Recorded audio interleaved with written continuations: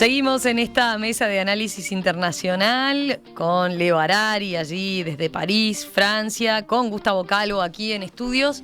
Y vamos a incorporar a otra voz como invitada para este segundo tema. Estamos con Andrea Burstein, que está participando con nosotros desde Londres. Andrea es economista, ustedes la han escuchado estos días aquí en Perspectiva y en varias oportunidades. Andrea, un gusto saludarte nuevamente. Buenas tardes para ti. Buenas tardes para todos. Bueno, buenos días para ustedes. Bueno, vamos a esto, al segundo tema que nos convoca hoy. Thus it hath pleased Almighty God to take out of this transitory life unto his divine mercy the late, most high, most mighty, and most excellent monarch, Elizabeth II. By the grace of God, of the United Kingdom of Great Britain and Northern Ireland, and of her other realms and territories, Queen, Head of the Commonwealth, Defender of the Faith, and Sovereign of the most noble Order of the Garter.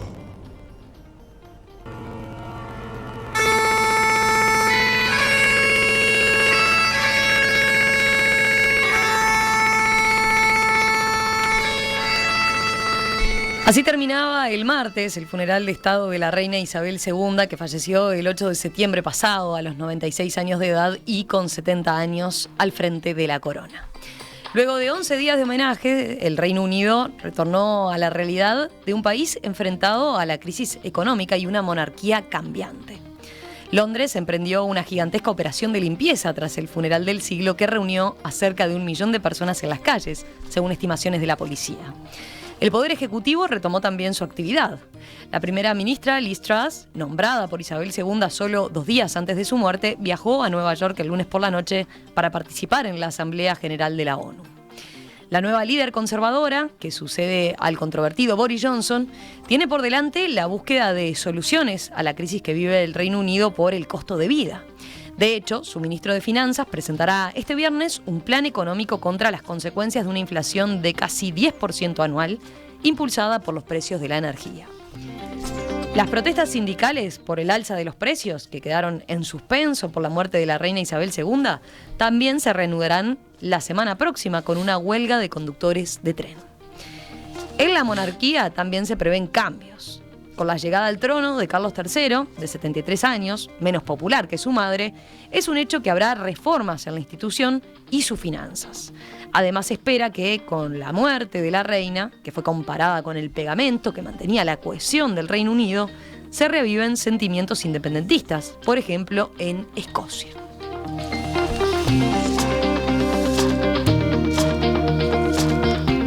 ¿Qué impacto tendrá entonces la crisis económica y la muerte de Isabel II en el Reino Unido?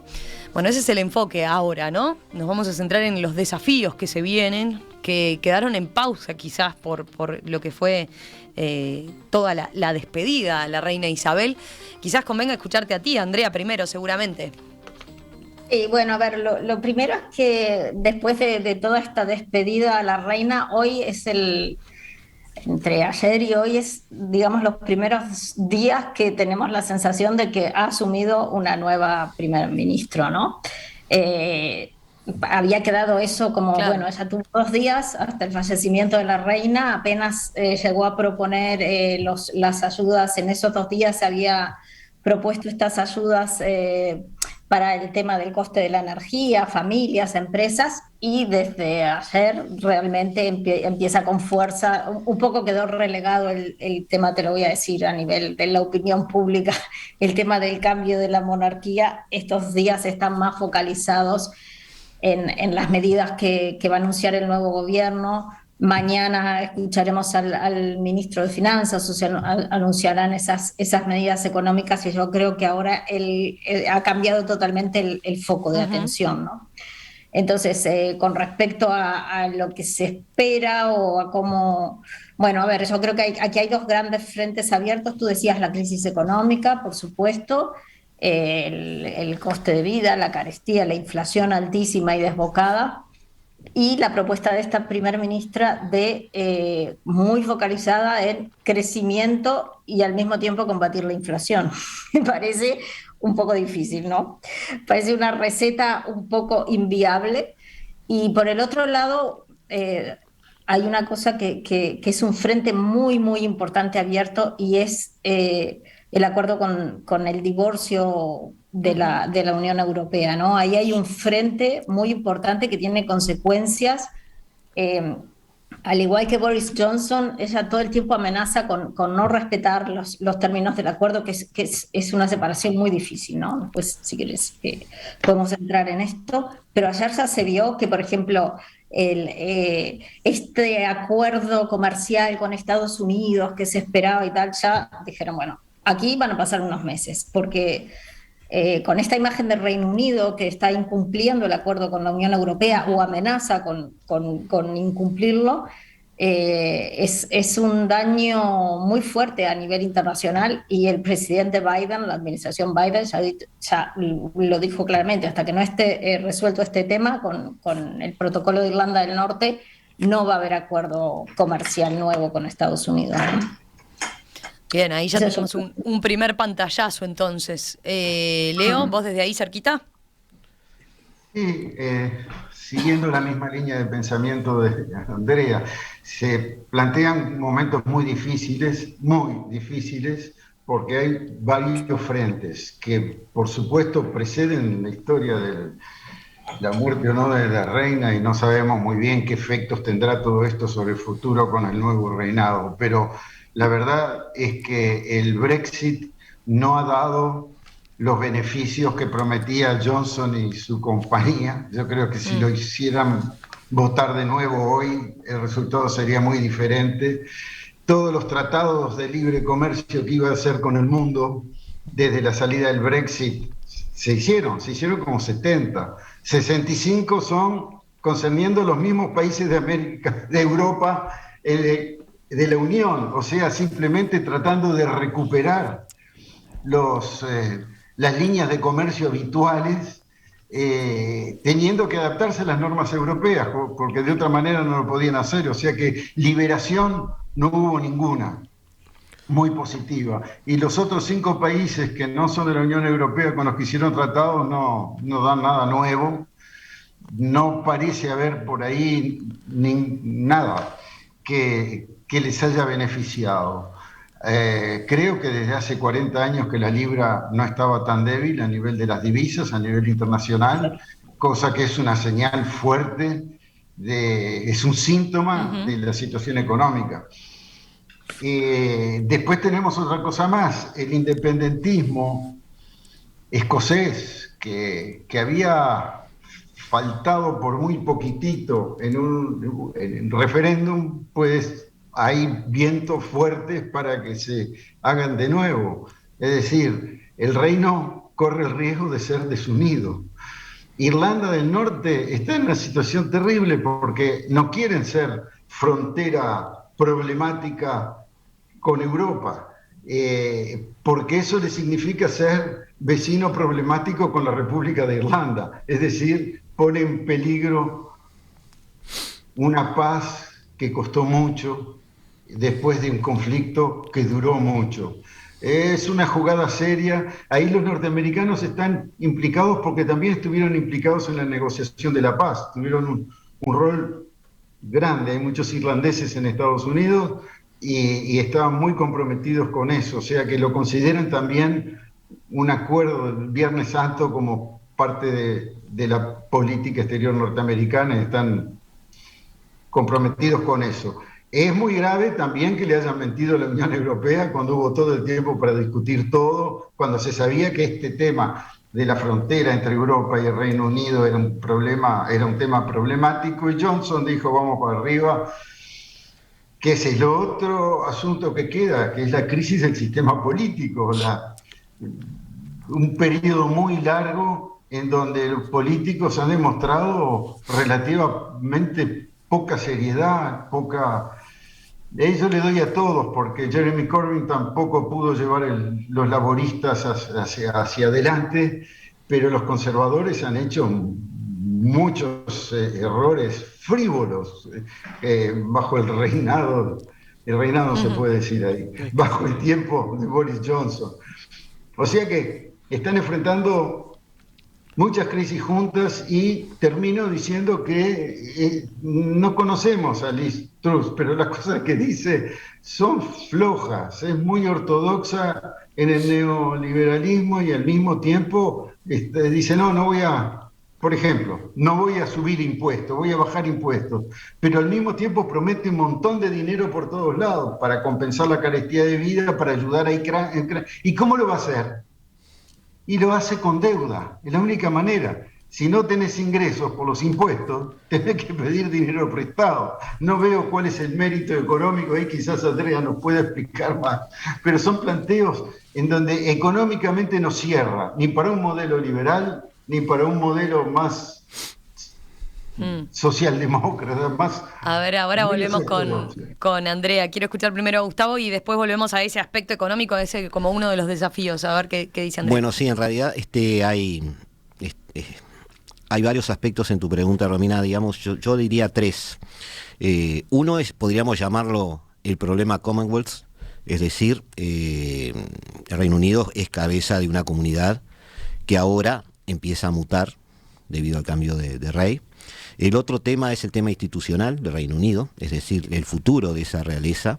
Y otro tema es el futuro de Inglaterra o del Reino Unido como país en sí, que depende y no de la existencia de la realeza.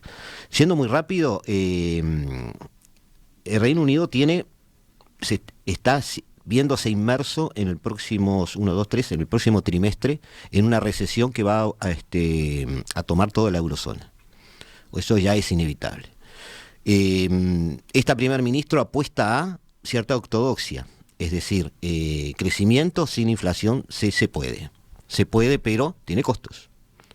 Tiene costos de aplacar la demanda, tiene costos de, como decía Leo, recurrir a financiación. Pero la idea es que necesitan poner de pie, o por lo menos eso entendí, un nivel industrial que tenían, con el cual empezaban a atacar el tema del Brexit, según ellos. Hay que ver si se les cree o no. Uh-huh. Y por otro lado, no caer en la tentación de los auxilios directos. Es decir, no repartir el cheque puerta por puerta, como hizo Estados Unidos, por ejemplo, o hicieron algunos países de Europa.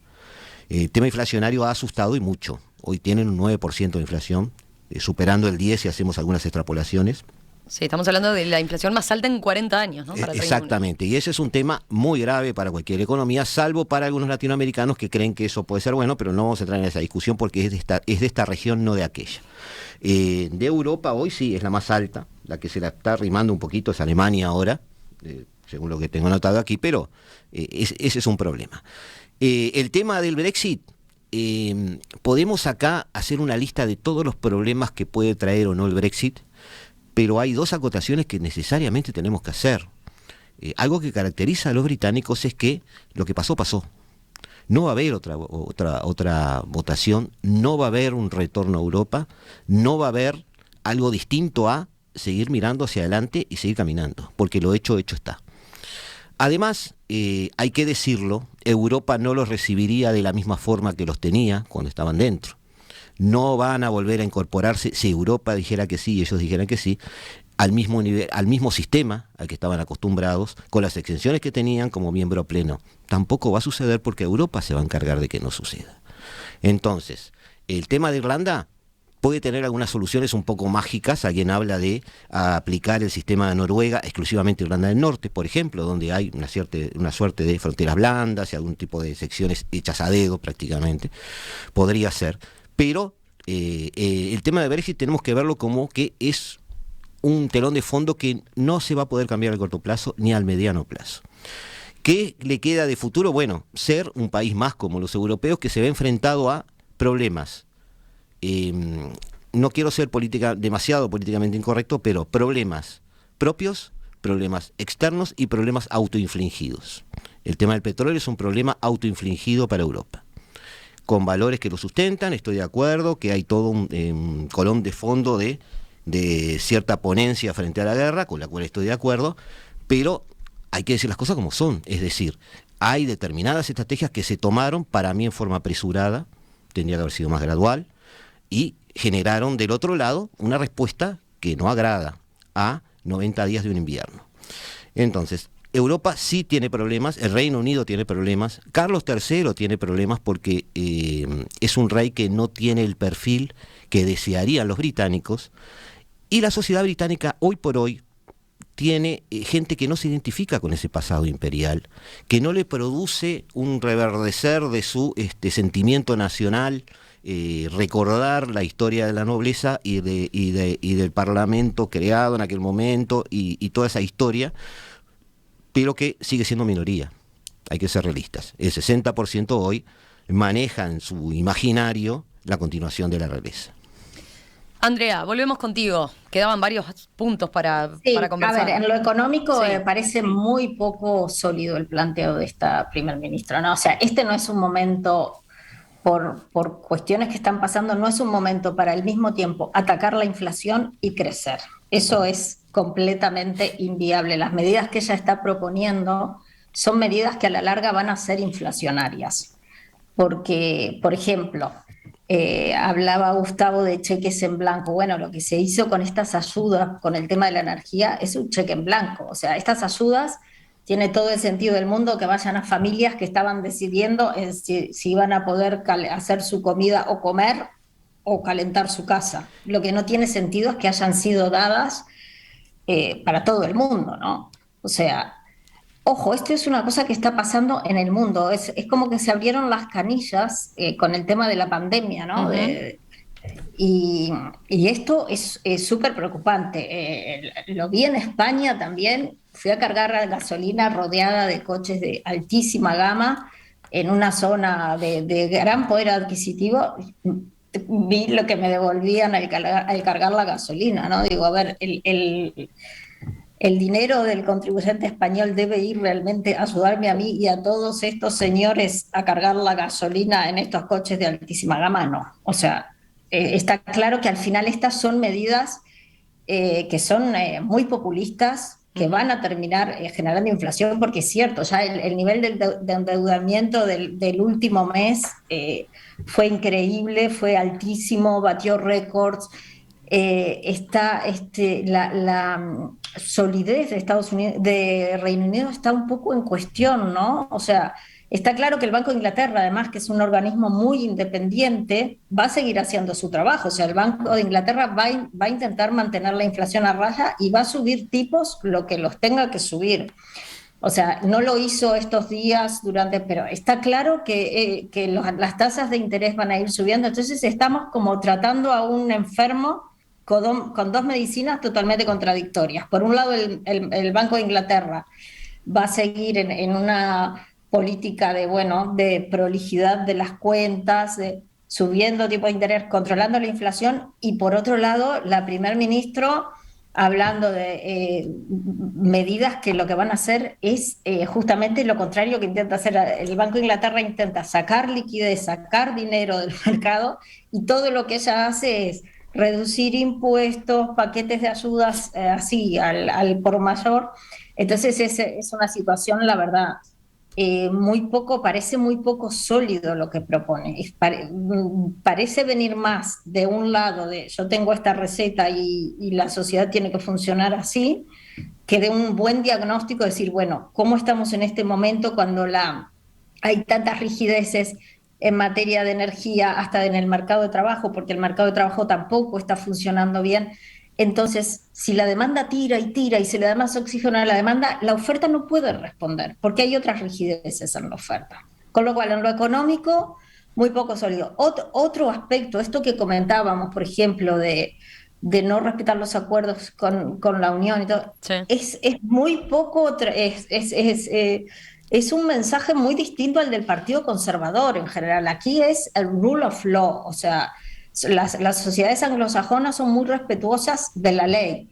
Ella está hablando de romper el acuerdo con la Unión Europea, el acuerdo que se había pactado para el divorcio. Al organismo regulador de la energía lo pasó totalmente también por arriba, ¿no?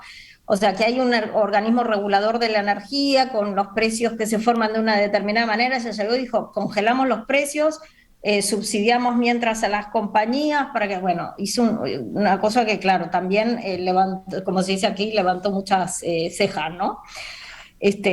Con mucha inquietud. Ahora, por ejemplo, con romper el protocolo de Irlanda, la Cámara de Lores, saben que aquí está la Cámara de los Comunes que es electa y la Cámara de los Lores que uno tiene la impresión que es una Cámara de nobles, no, es una Cámara de especialistas en distintos temas o que de alguna manera se forma como un contralor a la Cámara de los Comunes. Está asustadísima también, ya hicieron una observación que lo riesgoso que puede ser romper los términos con la Unión Europea. Lo que comentaba Leo, ¿no? La libra en un nivel bajísimo desde el 85, creo que no estaba en este nivel. El nivel de endeudamiento, el mercado no la ha recibido bien. Está claro que el mercado no le ha hecho un buen recibimiento a Liz Truss porque, bueno, es cierto que es un programa que hace aguas por todos lados, ¿no?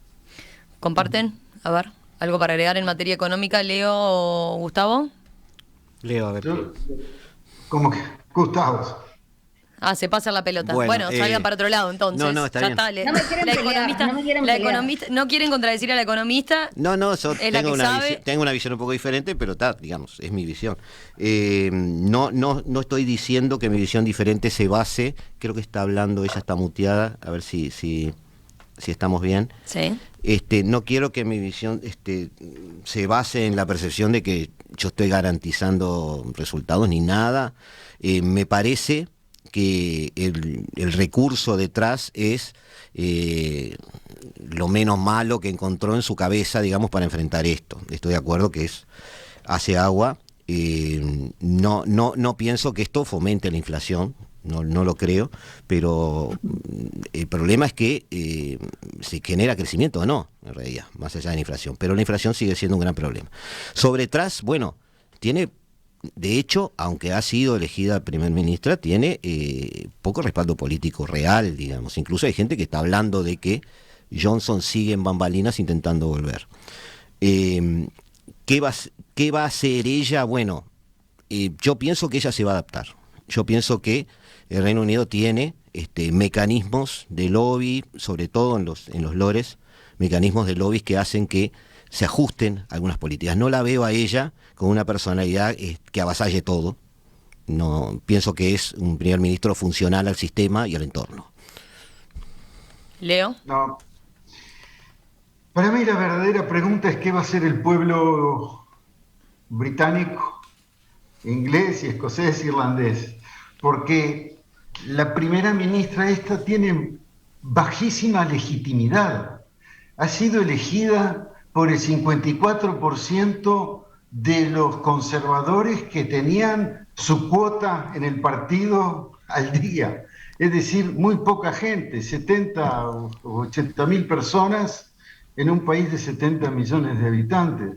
Es decir, no es producto de un proceso electoral democrático, es producto de un proceso interno a un partido que elige a su líder y que por la estructura del Estado ocupa el lugar de primer ministro, pero no es alguien popular, incluso es alguien bastante desconocido en muchas partes.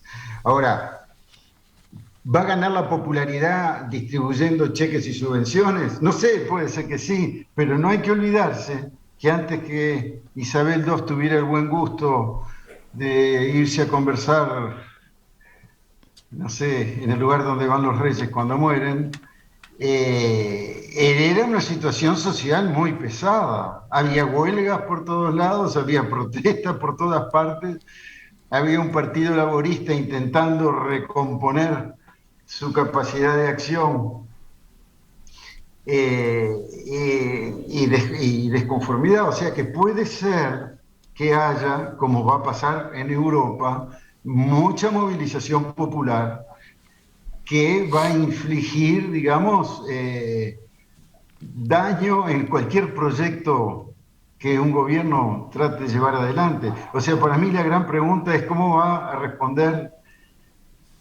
el pueblo británico, una vez que se les vaya los efectos de la borrachera del entierro. ¿Qué, Andrea, ibas a contar algo de eso? No, quería comentar algo en general. Dale, cerramos contigo entonces. Dale. A lo que comentaba Leo, a ver, yo creo que si bien no tiene un apoyo mayoritario ni popular, son los mecanismos que están establecidos aquí. No es nada distinto a lo que pasó ni en su momento cuando renunció Cameron y asume Theresa May, en su momento deja Theresa May, asume Boris Johnson. O sea que eso está dentro de lo institucional, dentro de lo que se entiende a los mecanismos de funcionamiento de este país. Eso no es un tema que me preocupe, o sea, está establecido y últimamente los primeros ministros que renuncian, aunque también lo hizo Thatcher, lo hizo Blair, o sea que es algo bastante común, y luego el mecanismo de sucesión también está establecido y es dentro de ese rule of law que hablamos, lo que se espera, etcétera, ¿no? Lo que a mí me preocupa, yo no soy politóloga, ¿no? Pero sí que veo claro que ella es una persona que tiene 2 años.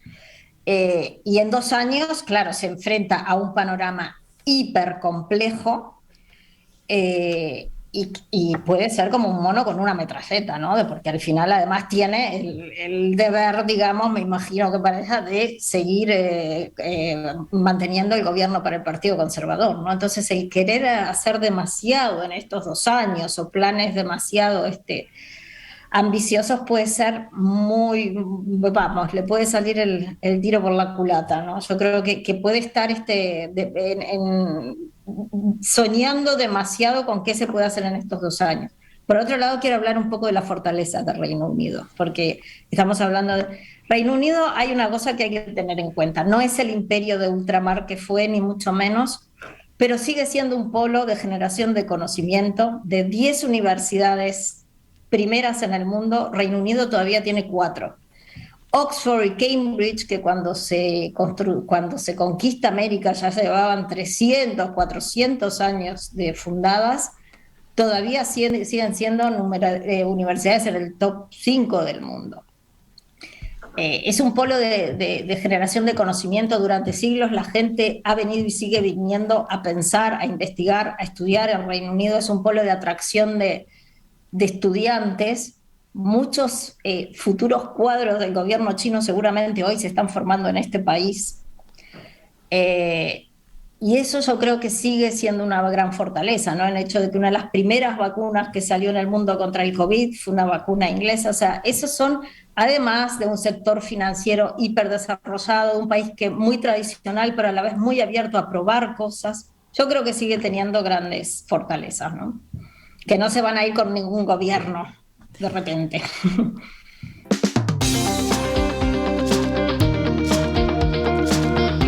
Andrea Burstein desde Londres, Leo Harari desde París, Gustavo Calvo acá conmigo en estudios. Muchas gracias a los 3, un placer, y nos reencontramos próximamente. Andrea, quedamos en contacto, seguimos atentos entonces a cómo se den estos primeros pasos de Liz Truss, ahora, después el entierro de la reina.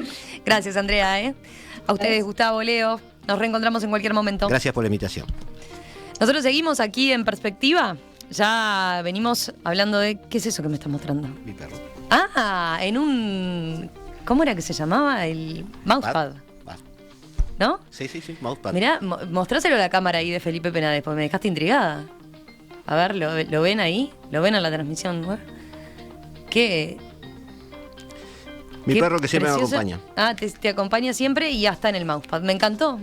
Lo tenemos acá ahora. Para Leo, que dice que no soy humanista. Leo, vos tenés a la fiera tranquila hoy, ¿no? No, está en Uruguay, lo mandé para Uruguay. Es por eso que te escuchamos ahí tan solo. Para que llegue a la primavera ya. Está bien. Le mandaste como un... No llegué a ver lo de Gustavo porque no estaba enfrentado a la cámara. Bueno, después te lo muestra. Después te mando una foto ahí. Precioso perro. ¿Cómo se llama? Ahí lo ves. Bueno, compiten. Después la próxima, ¿qué les parece? ¿Vemos a los dos? Los vemos. En cualquier momento... Este es Frodo. Frodo, bueno, ahí está. Bueno, podemos hacer una tertulia. Capaz que ellos opinan mejor que nosotros. Capaz que sí. Yo no quería decir eso. No quería que me llevaras a que propusiera sustituirlos. No. Hay que ser humilde.